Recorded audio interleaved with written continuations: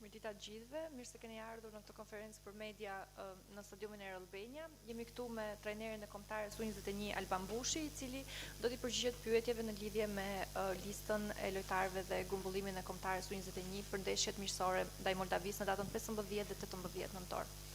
Fillojmë, Enrico. Enrico Gaba, se jemi në kuadër të dy testeve miqësore. Çfarë prisni të arrini nëpërmjet këtij grupi që duket se ka dhe risi, por edhe lojtarë në fakt cilët kanë bërë mirë në skuadrat e tyre. Çfarë presim nga miqësoret në Moldavinë? Faleminderit. Përshëndetje. Testet miqësore mendoj që gjithmonë i shërbejnë shumë stafit teknik për të parë gjendjen e lojtarëve, për të parë dhe grupin se si është. Është një grup komplet i ri, pothuajse 80-90% e skuadrës është e re, nuk është se i njohim shumë, i kemi parë, i kemi ndjekur, skautët tanë gjithashtu i kanë ndjekur, kemi informacione goxha të mira dhe mendoj që do na shërbejnë këto dy ndeshje. Moldavia është një ekip që t'i jep mundësitë për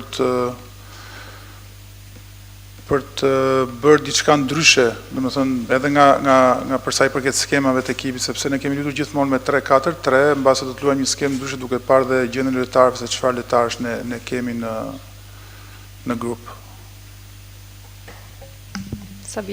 Sabina Meter, RTS Sport. Profesor, këto dy sfida ju gjejnë në një moment të vështirë, edhe publikisht për ta thënë ngushëllime pas asaj që ju keni kaluar, megjithatë pam shumë emra të rinj në listën tuaj. Çfarë prisni nga këta futbollistë dhe si ju janë dukur? Keni dhe prurje nga kampionati shqiptar gjithashtu.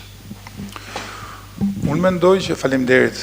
Unë mendoj që është një grup interesant, ka lojtarë cilësor, nuk është se është nga grupet më të mira që ka pasur në Shqipëria, por kemi shumë kohë përpara për të bërë një grup sa më kompakt dhe sa më të fortë për edicionin që do të vi.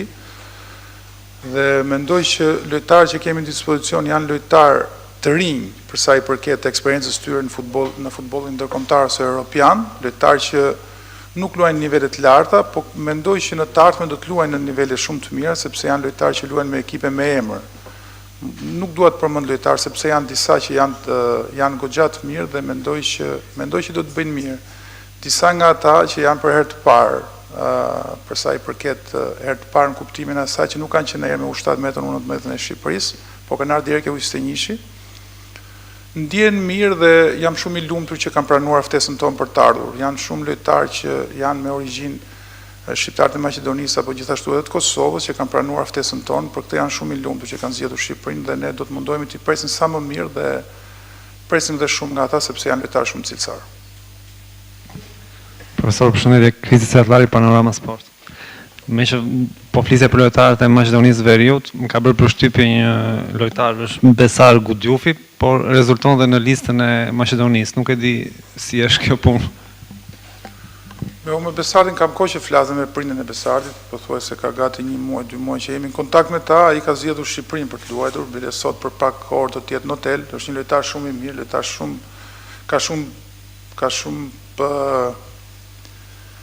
është lojtar me kriteri që ne i duam. Pra, është një winger i shpejt, triblues i fortë, pra që Shqipëria nuk e ka. Dhe kemi kohë që e kemi ndjekur, e falenderoj që dhe ai zgjodhi Shqipërinë. Tani ai luan në kampionatin Maqedon, është një kampionat për të respektuar, është rritur atje, normal që dhe Maqedonia do të bëjë atë të vetën, por unë jam shumë i gëzuar që ai na zgjodhi ne. Përshëndetje profesor, Alban Nësani, RTS Sport. Për të parë çështjen e brezave, si është brezi për tek kombëtare 21 vjeçarëve në krahasim me brezin që mbylli rrugtimin, por ndoshta edhe me ato dy të fundit.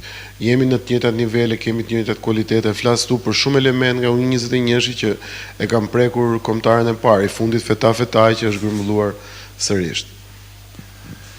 Brezi që unë duhet me thënë drejtën ka qenë nga brezat më të mirë, për sa i përket kohës time që unë kam si trajneri u U21-shit. Domethënë nga të gjitha anët, ndaqën karakter, në personalitet, në cilësi.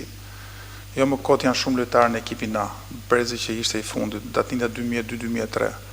Datinda 2004-2005 nuk është se është në i brez, domethënë i artë i Shqipërisë, por mendoj që do të bëhen të mirë. Pra kemi kohë për të bërë një grup shumë të mirë lojtarësh, ka lojtarë dhe në kampionatin shqiptar, po edhe jashtë, domethënë që nuk kanë qenë me Shqipërinë, që ne jemi duke i skautuar, duke i parë.